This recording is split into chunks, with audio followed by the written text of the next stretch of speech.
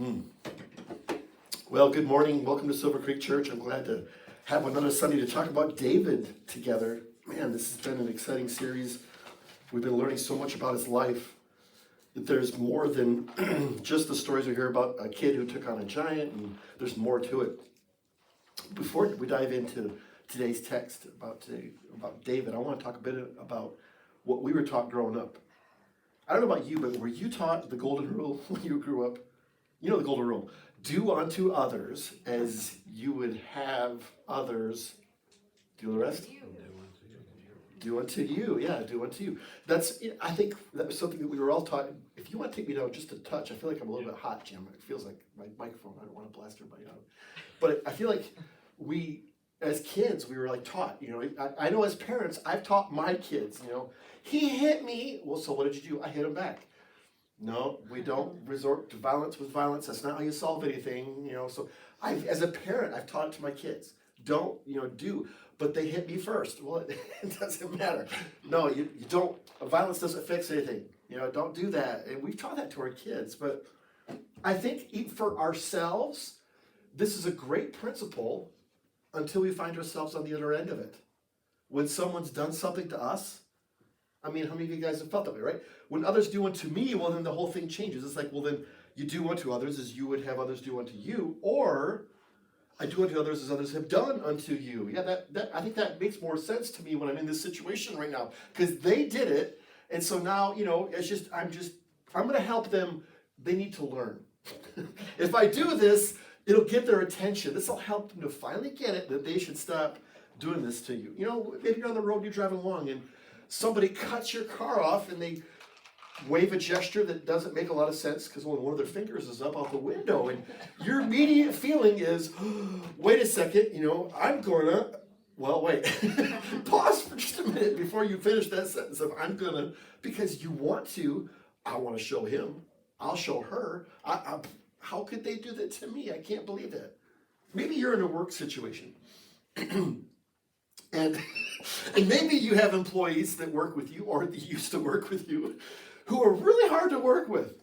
Maybe you have people who treat people really badly where you work, where you have to constantly wear a piece of metal on your back to prevent stab wounds from piercing through you. Maybe you work in a situation where you're always looking like, okay, why are they talking in there?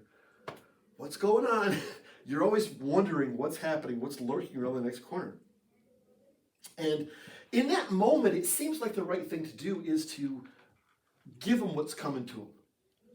I think that's why Charles Bronson and Clint Eastwood were so successful in movies in the 1970s and 80s. Remember that era? It was all about, Dirty Harry. He's going to get what's coming to him, Go ahead, punk, make my day. And it was all about a bad guy gets a bad thing done to him. And the audience, you find yourself going, yeah, got him in the end. You weren't sure what was going to happen, but he got what was coming to him. There's a part of us that just naturally feels like that's justice. That's, what do they call that out west or old west justice?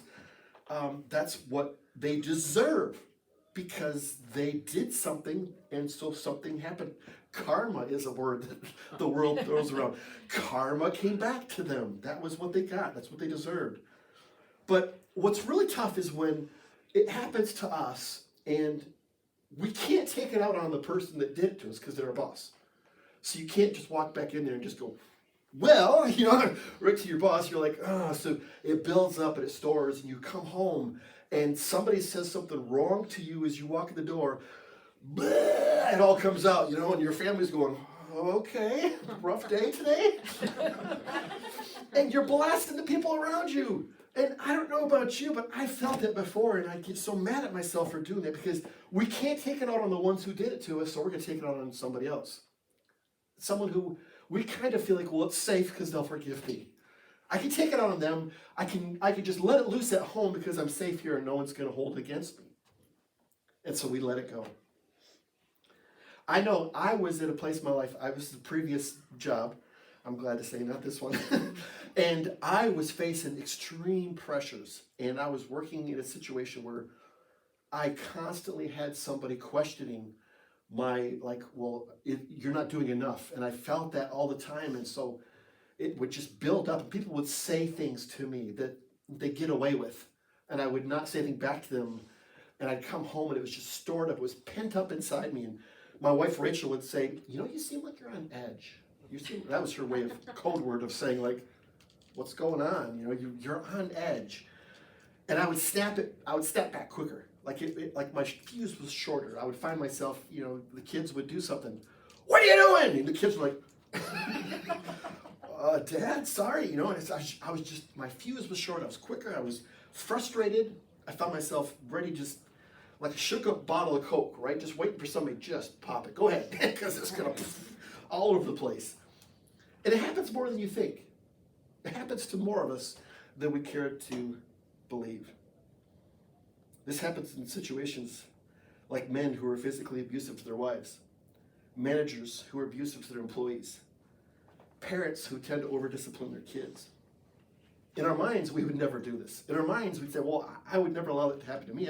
I love my family. I don't want to hurt my family. I would never intentionally do that. But when stress and frustration build and build and build and build and build, it's like having to go pee. You ever noticed? It doesn't go away. you can't just focus on something else. When you gotta go pee, you gotta go. You're on a road trip and it's like, if I could just make it to the next rest area, or maybe you're at work and you're like, I just gotta get this finished. If I could just get this done. You're in a movie. It's like, I don't want to go now. I'm gonna miss the best part. There's a part of it's like an inner drive that says you must go and you must go now, or else something bad's gonna happen. And that's what it's like. It's like built up inside you, and you want to just suppress it. You want to say, no, I'm not gonna let that out. But it builds and it builds and it builds, and it's gonna get released at some point in some time. And again, it seems natural because you don't want to appear weak. You don't want to appear like you're less than, or you don't like the fact that it makes you look weak at work, or it makes you look weak in front of those certain relatives, or in front of that family member that just seems to know how to get you or goat more than anybody else knows how to just say the right thing at the right time, and you're just inside going, fuming. But the problem is that when you want to get even, it makes you even. You know what I'm saying? Getting even makes you even. In other words, it puts you on the same playing field as the person that's upsetting you. You don't even like the way they treat people, so why would you want to treat people like that? Like you look at them, you're like, I don't want to be anything like them. But you can find yourself being just like them because it seems like that's the thing to do. You're becoming like the person you don't even like in those situations. Why would you want to be like them? You don't. So all that sets us up for today's story about David. We're in part 4. Only got one more to go. Next week is part 5, the final week of our David series. But going back to part 2, which was like a couple weeks ago, if you remember, we dove into the story of David. David made a terrible, terrible, horrible decision. And his terrible, horrible decision cost a lot of people their lives. And it had horrible consequences. And our story today is David. This is right after this story happened. David is still on the run. He's still got a warrant out for his arrest from the king Saul. He's living in the cave in the hill country with a whole bunch of a tribe of people who follow with him. A lot of them just look at him as a leader. And so it's David, and these people are living on the land, on the run, no place to really call their home. And David is not the hero of today's story. Today's story has been one of those times where it's like, David's not the hero. In fact, the hero is a woman that you've probably never heard of. So for the text today, we're looking at 1 Samuel chapter 25. We're starting in verse number 2. A certain man in Mon, if you think of it like a Jamaican accent, hey Mon, Mon, who had property there at Carmel, was very wealthy. He had 1,000 goats. This is to tell you how wealthy he was. 1,000 goats is lots. 1,000 goats, 3,000 sheep, which he was shearing in Carmel. Now, we lived in Great Britain for a little while, and sometimes some of the words that they said in Britain sounded so much better. They would say caramel. A caramel just sounds so much better than caramel. Like, as Americans, it's like, would you like some chocolate and caramel? That sounds good. But if you say, oh, we're going to have chocolates and caramel, you're like, oh my gosh, that sounds amazing. I gotta have that. It's, wow. They can make words so much better. So if I was saying this British accent, the story would be so much better today. But it's shearing season. So keep that in mind, because we're going to talk about it in a second. Because shearing season, when you own sheep, it's kind of like bonus payday. It's something that is a good time. So verse 3. His name was Nabal, and his wife's name was Abigail. She was an intelligent and beautiful woman, but her husband was surly and mean in his dealings. He was a Calebite. So surly, if you know about the word surly is like just really difficult to deal with, like somebody who just always seems angry, somebody who always seems like, hey, have a good day. What's so good about it? They've always got that weird answer. Good morning. What's so good about it? It's just morning. They're just difficult to deal with. Always in a bad mood, it seems like. And he was heavy set, basically implying that he was mean. So they're like, over here's Abigail, and over here's, Nabal. He's, it's like showing that he's just not a good guy. He's really difficult to work with. Everybody knows him. Oh, and they mentioned that he was a Calebite. And so people that were Calebites were descendants of Caleb, and they were they didn't really belong to anything anywhere. They weren't part of the tribe of Israel yet. Later, actually, spoiler alert, later they would become and join the tribe of Israel together and unified. But at this time, people that were of this were like with no nationality. They pledged allegiance to no one. And so they were looked down upon. Kind of like for us in Michigan, people in Ohio. Just kind of look down upon them. Because, Amen. If anyone's from Ohio, I apologize. But, if you're from Ohio, you can say that about Kentucky, right? Because you look down at whatever state's below you. Florida, that'd be tough because there's nobody below you. But anyway, so, but that's how it is. People just didn't look. If you were a Calebite, life was already tough because the world was kind of against you. So for this guy to be so successful with everything he had, stood apart, but yet he really had a bad attitude. Just somebody that nobody wanted to be friends with, so to speak. So the text goes on. While David was in the wilderness, like I said, he was living out in the land around the caves and mountainous area with his men. He heard that Nabal was shearing sheep. Because see, they were neighbors. They were like, Nabal's property's right here, and David's like living around the outskirts of it. So he sent 10 young men and said to them, go up to Nabal at Carmel and greet him in my name. In other words, say, David sent you. Very important. Say to him, long life to you, good health to you and your household, and good health to all that is yours. So in other words, David's like, okay, look, I know this guy's usually a pain to deal with. Every time we've waved over the fence, hey neighbor, he's always like, he doesn't talk back. But this is that time of year where he's going to be in a good mood because it's sheep shearing time. So even Nabal, who has bad days almost every day, if we're going to ask him something, this is a good time to ask him something because he's going to be in a good mood. So he continues on. Now I hear that it is sheep shearing time, which is like I just said, it's that time of year he's going to be in a good mood. When your shepherds were with us, oh my gosh, there we go. We did not mistreat them. And the whole time they were at Carmel, nothing of theirs was missing. So here's just a little backstory that doesn't talk about what I want you to know. In these times, people were constantly dealing with invaders. There was constantly people from other areas, like little groups of people who would come in and want to steal from you. Whether take a few of your sheep, take a few of your goats, take some of your wheat, take some of your property. They would steal, and if they had bigger swords and more men, you were just like, okay, take what you want, just leave, and they left. So David's men, basically, because they were there, just their very presence meant that all the robbers and all the bad guys were like, don't go near that area because that's where David and his men are, and they like to protect people, so we're going to leave them alone. So all this time, Nabal had even more prosperity because nothing bad happened. Like, they didn't lose sheep they didn't go missing, everybody was alive and well. It's because David and his men were around that they helped him out. So, nothing of theirs went missing. It's like, it was a good thing. So verse 8, ask your own servants, and they will tell you. This is again what he's telling his men to tell Nabal. Therefore, be favorable toward my men, since we come at a festive time. You're in a good mood today, right, Nabal? It's a good time. Please give your servants and your son David whatever you can find for them. Just if you can spare a couple things, just help us out. This isn't like a shakedown. It's not like the mob. You want to pay some protection money so we make sure nothing bad happens to you, then you pay a breakdown. You know what I'm saying? Davey sent us. No, it wasn't like that. It was like, hey, we're your neighbors. We're good people. You're good people. We watch out for you. So, we're kind of short on food right now. Could you spare a little something? It was humbling to come and ask, but they're like, just want to ask if you could help us out. Really, just one good neighbor to another. So, verse 9, when David's men arrived, they gave Nabal this message. So that whole message was given in David's name.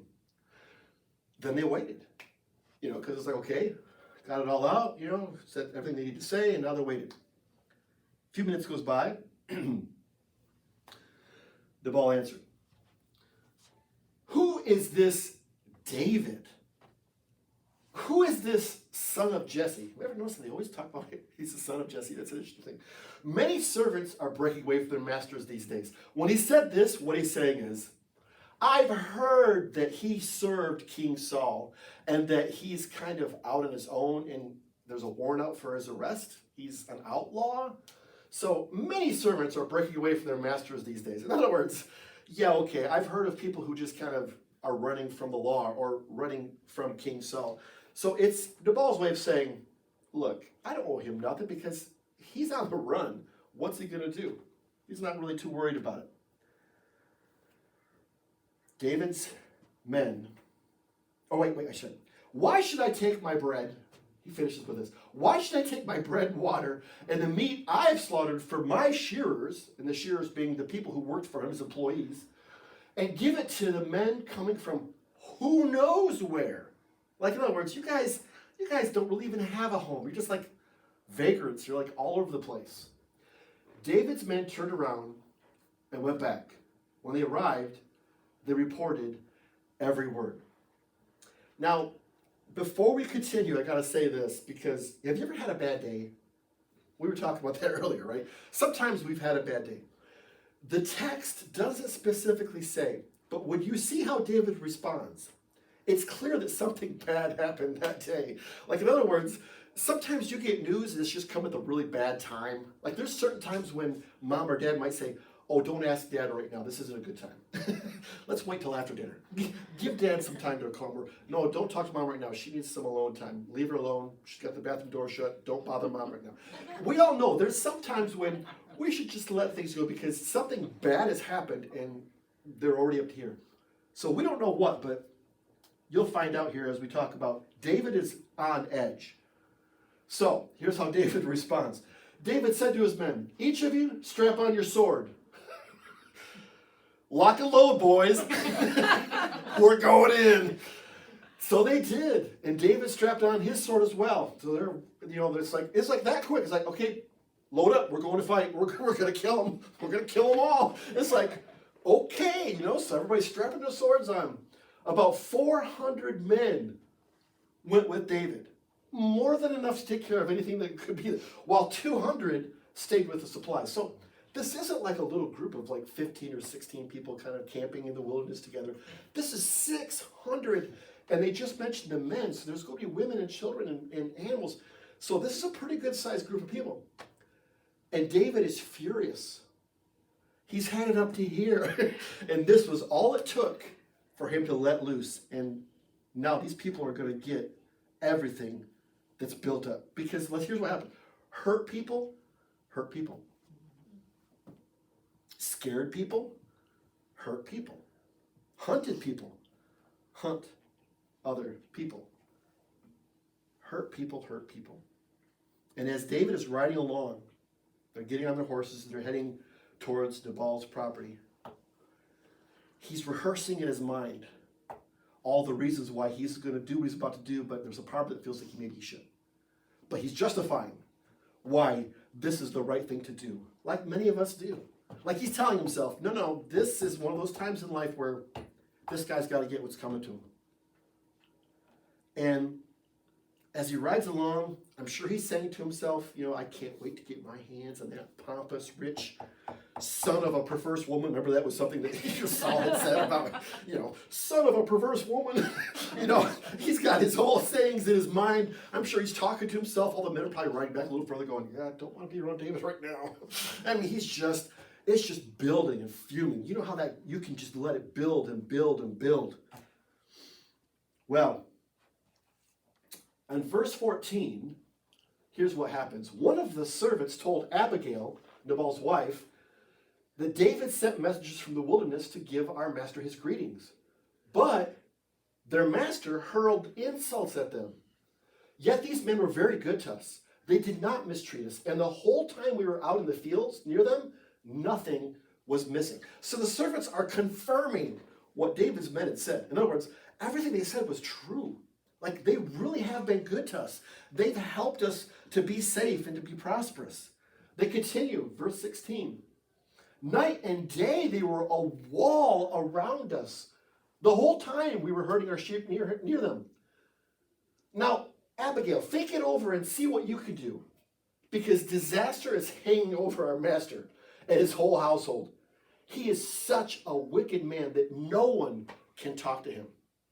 Like, in other words, you got to try and talk to your husband. Nobody else can get through to him. Nobody can talk to him. He's not reasonable. He's not thinking this through. Like, bad things are going to happen because of what he said. He insulted these guys. So Abigail hears all this. And she does something really wise.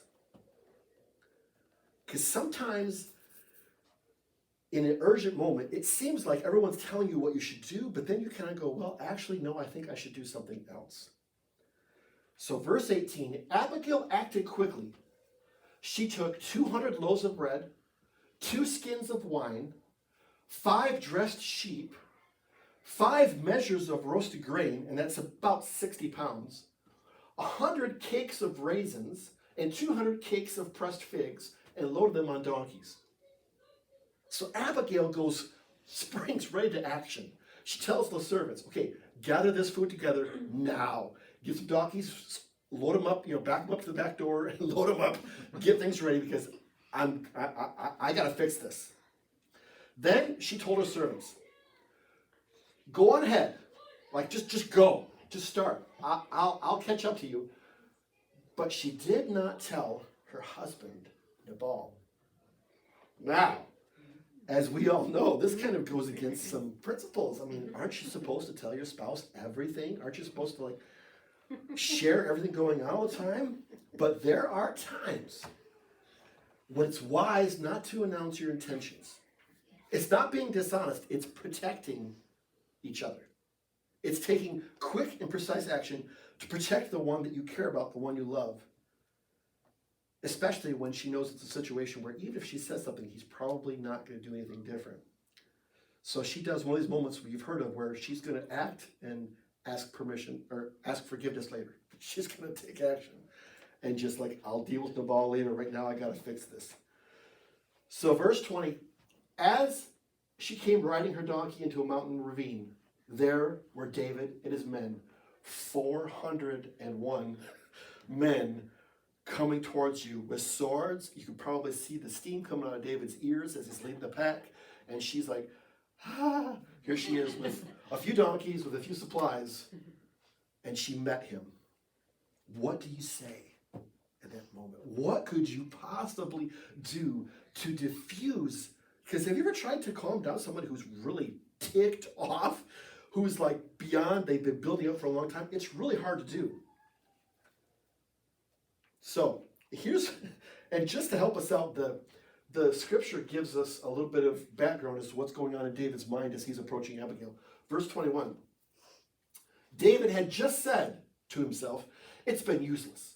All my watching over this fellow's property in the wilderness so that nothing of his was missing, and he has paid back evil for good.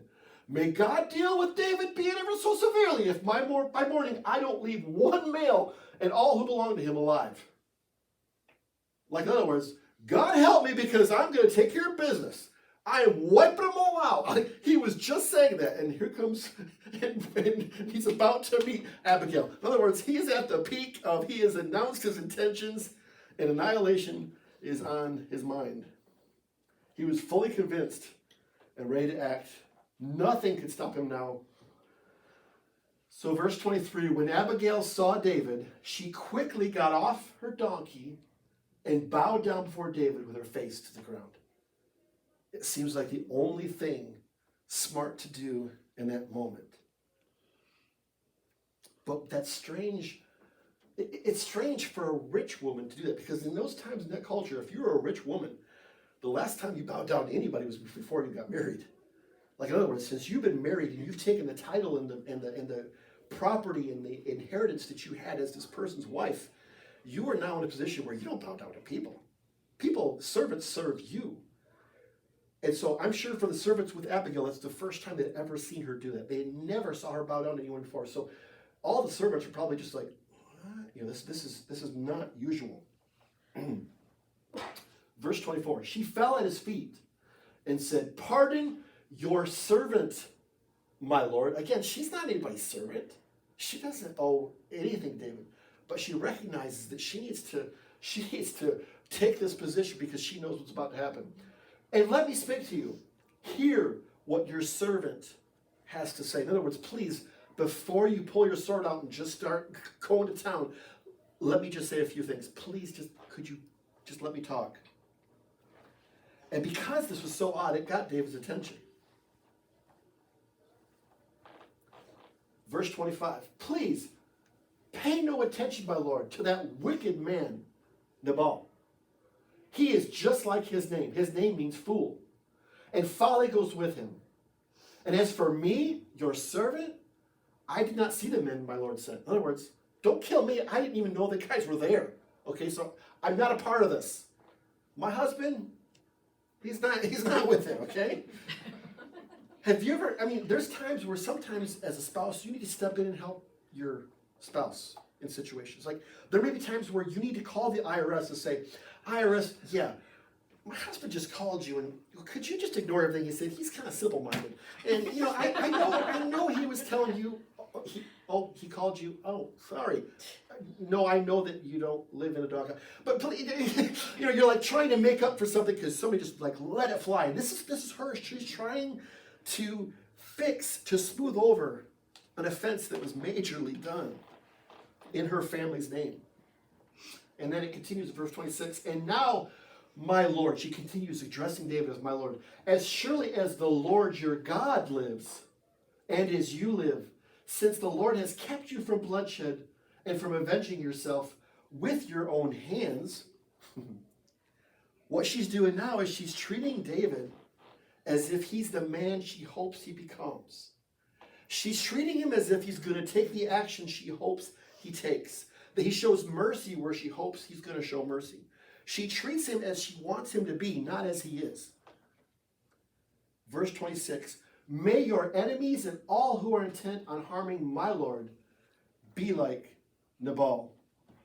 She gives him credit for being better than her husband, even though he's done nothing yet.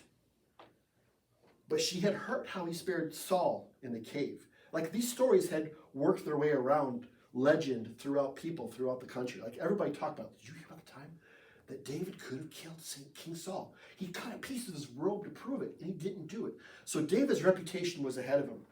And she says in verse 27, and let this gift which your servant has brought to you, my Lord, be given to the men who follow you. She continues, please forgive your servant's presumption. The Lord your God will certainly make a lasting dynasty for my Lord, because you fight the Lord's battles, and no wrongdoing will be found in you as long as you live. So now she's talking to him with extreme honor, as if he's almost ignoring that he's got a sword in his hand, and all these men behind him are ready to go in there and start killing. She's almost acting like they're there for a social visit, to say hello.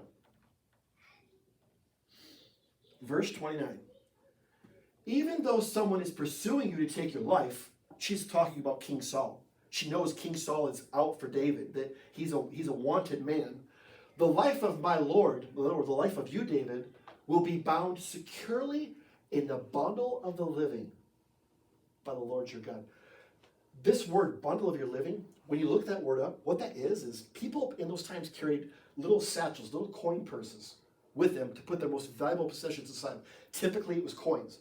But they always kept them tucked underneath their clothing in a place where you wouldn't see it, and it would be the safest place to keep it so it wouldn't fall or get lost.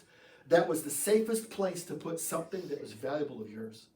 And she's referring to that bundle of living, that little pouch. It's like, David, you are in that place with God, the most safest place you could be. So she gives David a word picture. And she's talking to David with words that is extraordinary. And David finds himself in a place where he feels like God himself is actually talking to him through Abigail. Like he feels the anger starting to subside, and he's paying attention to every word that she's saying to him. And then looking up at him, she must have seen Goliath's sword strapped to his mule right there. Verse 29, but the lives of your enemies will hurl away as from the pocket of a sling. Now she's going back to what David knows that she knows was a time in his life when he did count on God above all else, and he used a sling and a stone to take down a giant. So now her words are taking David on this journey back through time of moments where God was in his life in a powerful way.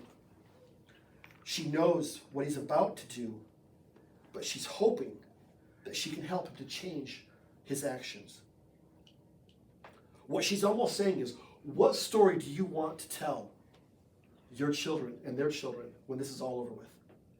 What story do you want to tell? Do you want people, or do you want this to become a story that you don't want anyone to tell? One of those stories that you wish people just didn't talk about later on. It's up to you, David. Verse 30. When the Lord has fulfilled for my Lord every good thing he promised concerning him and has appointed him ruler over Israel. In other words, she's saying, I know you're going to be king someday. We all know it. My Lord will not have on his conscience the staggering burden of needless bloodshed or of having avenged himself. In other words, yeah, just think about this, David.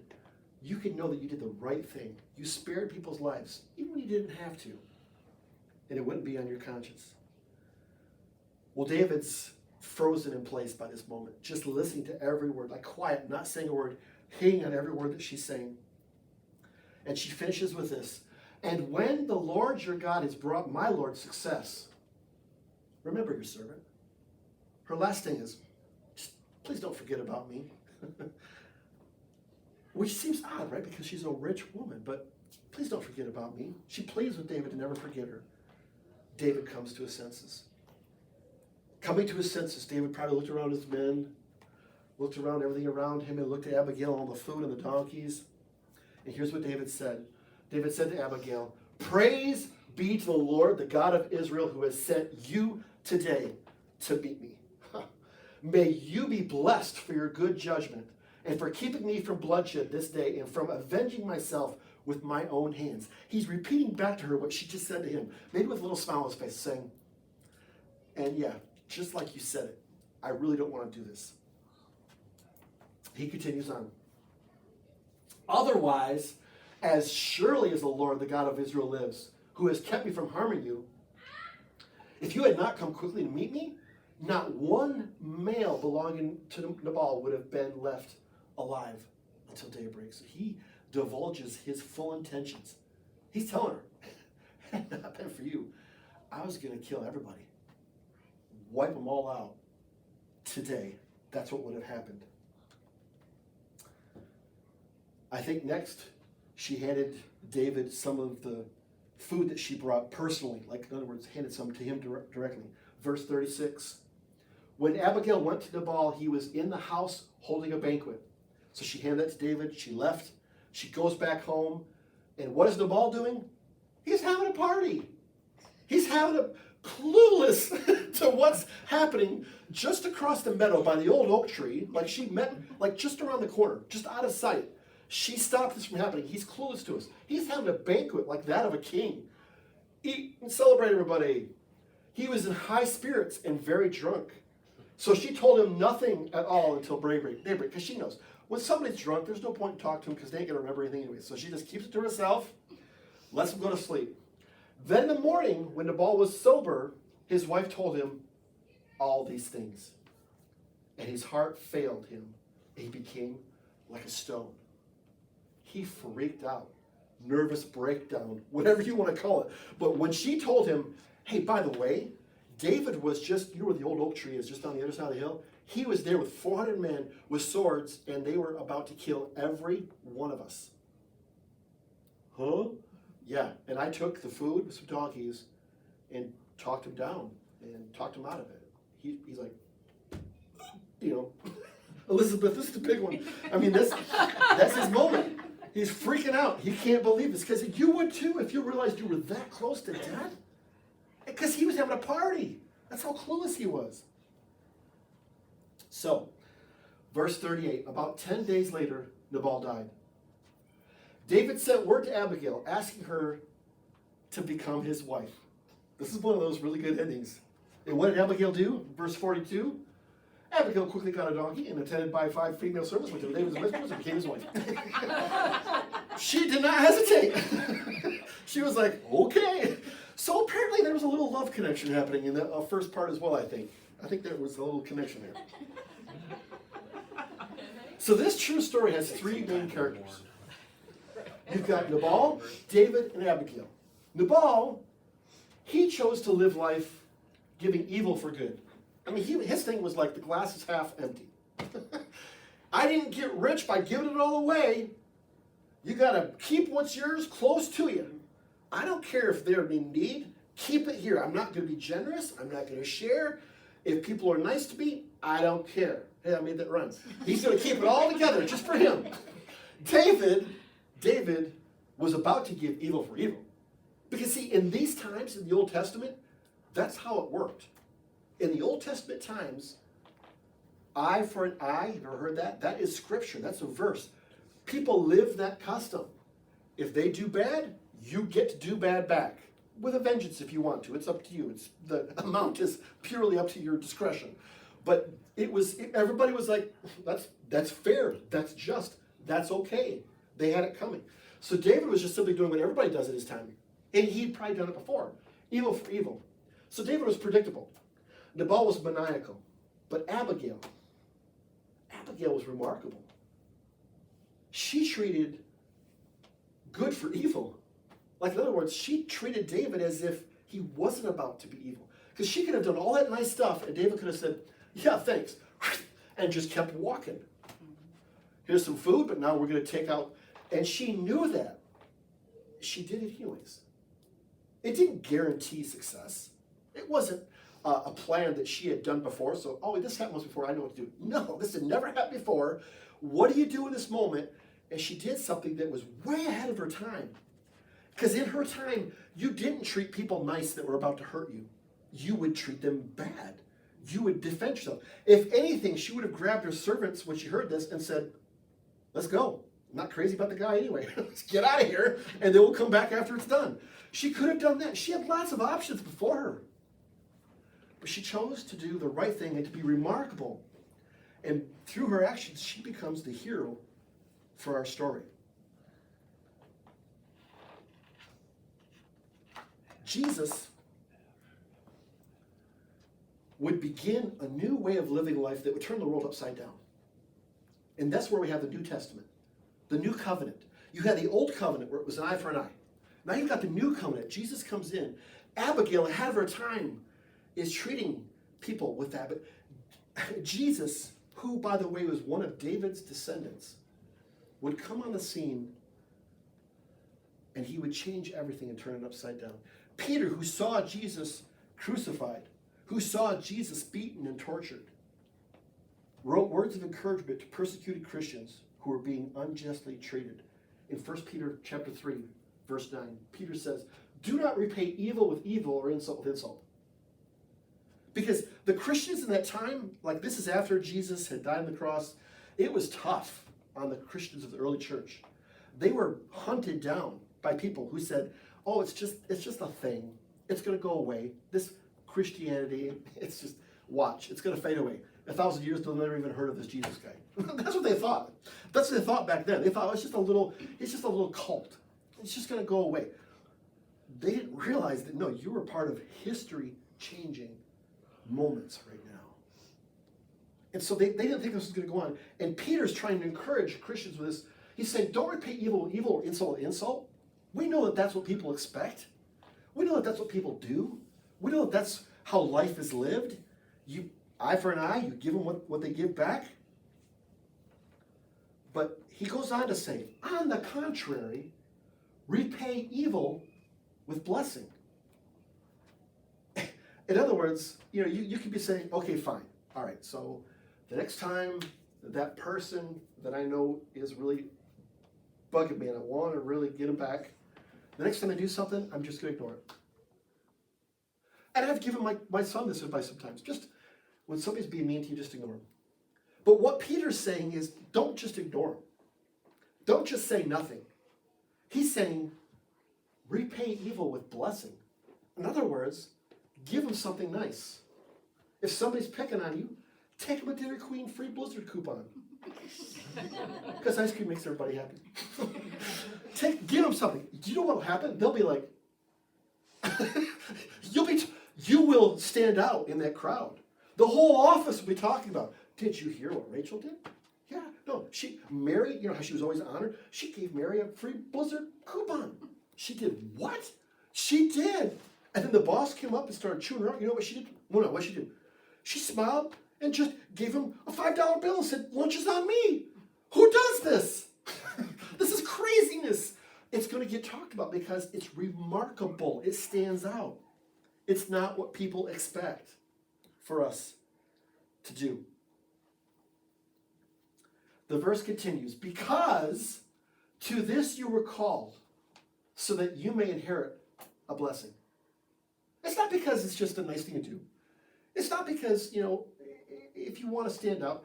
It's because to this you were called. When you said, I'm going to become a Christian, you signed up for this. You said, I'm going to be like Jesus. And Jesus says to do this. And it's interesting to talk about you may inherit a blessing. We see this as if what we do matters. As if somehow it matters. So Matthew chapter 5, here's what Jesus said. Because Jesus is the one who taught Peter everything he's teaching. Matthew chapter 5, verse 43, here's what Jesus said. You have heard that it was said, love your neighbor and hate your enemy. Because that was a common, it was taught that. But I tell you, love your enemies and pray for those who persecute you. Which the whole audience would be like, oh, you would have heard murmurings and gaspings throughout the crowd, like, what's he talking about? That you may be children of your Father in heaven. So he's saying, your Father in heaven, this is how he treats all of you. Aren't you glad? This is how he treats all of you. Your Father in heaven doesn't just write somebody off. They've done something wrong. He's waiting for you. And this is how he wants us all to treat each other. Do you really want to be predictable or remarkable? Which one do you really want to be known for? Because remarkable will set you free. It'll set you apart. Instead of having that weight on your shoulders, because even when you do something bad back to that person, have you ever noticed you don't really feel a whole lot better? You feel a little bit better because they got something coming to them, but there's still pressure. There's still a problem. The problem hasn't gone away yet. But by doing something remarkable, you actually start to eliminate the problem, and it sets you free. So don't settle for even. Getting even is easy. Getting even makes you even. And don't write a predictable story. Because people can predict what someone's going to do in a situation. Oh, wait, just watch. I know what she's going to do next. You watch a movie, you're like, I know what's going to happen next. Because it's what everybody would do. It's natural. It's the justice. It's the thing you do. But have a remarkable story. Do for others precisely what they don't deserve for you to do. I guess like he said earlier in the verse, Jesus said, be like your Father in heaven and love others, even the unlovable ones. And see what happens inside of you when you do that. Because inside of us, something remarkable happens. The same with when we give away something. You ever notice that? when you give away, whether it's money or food or clothes, when you give away something feels so good inside. It's like a warm sensation of life fills you up inside, like, this is what I'm meant to be. This is who I'm supposed to be. You feel alive in that moment. And this does the same thing. It's going to feel weird at first. You're like, why am I giving him this coupon? I can't believe this. But by doing it, afterwards, you're going to stop yourself and go, I feel really good about that. And your coworkers and your neighbors and your friends come up to you going, how do you do that? How do you do that? Could it be any easier to share with them the difference that's been made in your life by a person named Jesus Christ? People will come to us asking us, tell me about this, because it's remarkable. And it's what everybody wants. Everybody wants peace. You can't control what other people are going to do to you, but you can control how you respond. Can we bow our heads and pray? Heavenly Father, we thank you for the life of David, that we can look at it and study it and learn from it. Thank you for the blessing and the gift of your Son, Jesus Christ, that we can experience something called grace. Grace, which means no matter what I've done, no matter where I've been, no matter what my name is or what family I come from, I get a fresh start with Jesus. I get a fresh start with you, Lord. You've made a way for me as your child, and I thank you for that. Lord, help us to show that same love and grace to others around us. Help us to do the remarkable thing, not the predictable thing. Help us to have the courage to act, and help us to know the words to say. I know you'll be right there with us, Lord, when someone does come up to us and ask us, how do you do that? Lord, you'll be right with us the whole time, helping us to say your words and to tell them about the remarkable gift that you've given to all of us, to all of mankind. We want to be just like you, Lord. Thank you for the opportunity to learn each day to become a little bit more like you. It's in Jesus' name we pray. Amen.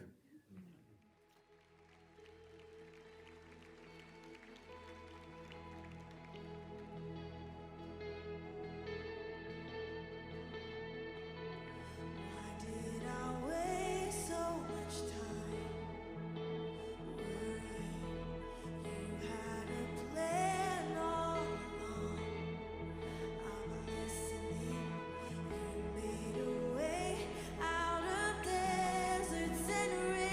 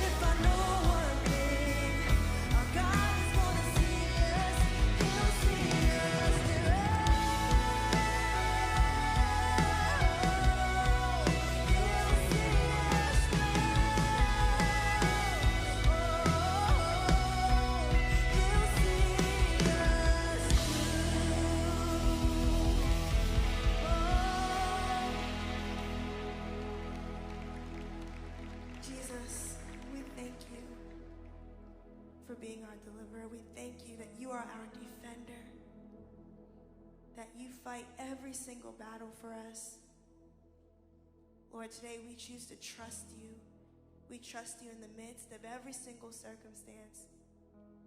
No matter how big or small it might seem, you've already fought them all for us. You've already won the victory. And so we thank you for that today. We stand in that today. We love you, we worship you, and you only. And it's in your name we pray.